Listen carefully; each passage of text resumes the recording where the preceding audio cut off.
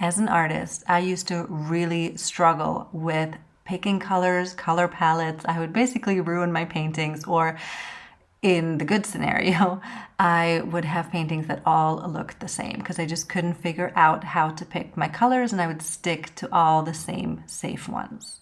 So I came up with this different approach, and I hope you really enjoy it. It's so much fun, it's really freeing, and it kind of builds on this intuition, because I think so often with color, I would look at color charts and I just wouldn't be able to figure out with this big matrix what is going to fit together.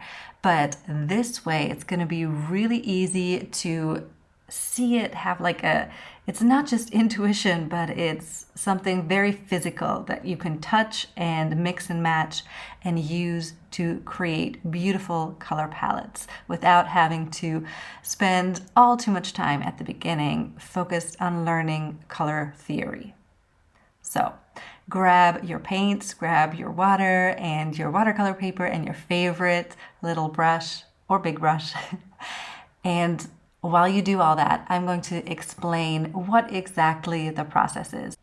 This is not a real-time tutorial that you're going to be following along step by step, but just watch this and then it'll be super easy for you to create your very own version and have lots of fun doing it too. All right, so let me explain what I am doing here.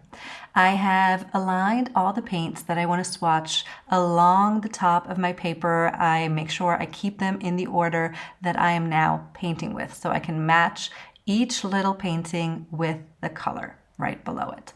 And then I go through and I create a variety of shapes. Honestly, some of them look sort of flower-like, some of them don't. This is really a super loose interpretation. I'm not going to spend hours and hours perfecting each flower. All I'm trying to do is test each color. I'm trying to see the opacity. I'm trying to see how intense each color shows up on the page. So I'm really trying to figure out what can each of these watercolors do. And then when I am done with filling up the first page, I do 2 rows, and I'll tell you in a second why. Then, did I say it has to dry? Well, everything really has to be dry. And then you can take a beautiful ink pen and add more detail to the flower. I still keep it super loose. Again, this is not my detailed, intricate, realistic style. This is just like a fun, real quick way to try to make those little blobs that you created earlier remotely resemble some flowers. Then now this is the part where we are turning this into much more of a swatching color chart scenario. So with everything still aligned, you can now refer back to the names. They're usually printed on the pens, and write it along the stems that you have drawn.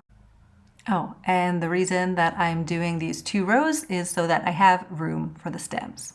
So cut everything out and then repeat the process with any other colors that you want to swatch.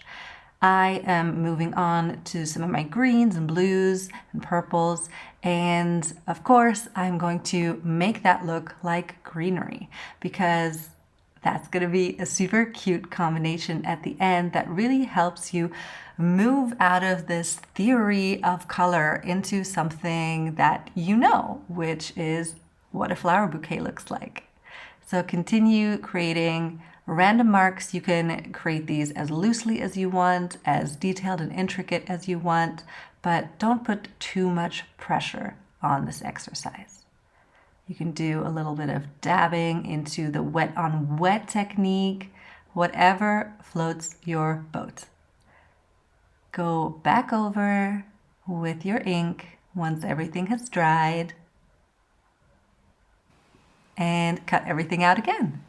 And now comes the super, super fun part that I think you're going to love. Because now, rather than having some theory, something academic, you can just look at the flowers and look at them as if you're creating a bouquet in the real world, right? And all of a sudden, it's so obvious what colors work together. You can easily experiment without messing up your painting. You can do all this before you ever sit down with a painting and finalize some options. I think it can really help push yourself. Not only is it going to be intuitive and fun, but you might come up with combinations that you would otherwise never ever have picked. It's really easy. You can create little sets like this. If you prefer to keep them together, you could even put them in a tiny little like shot glass vase and put them on your art desk.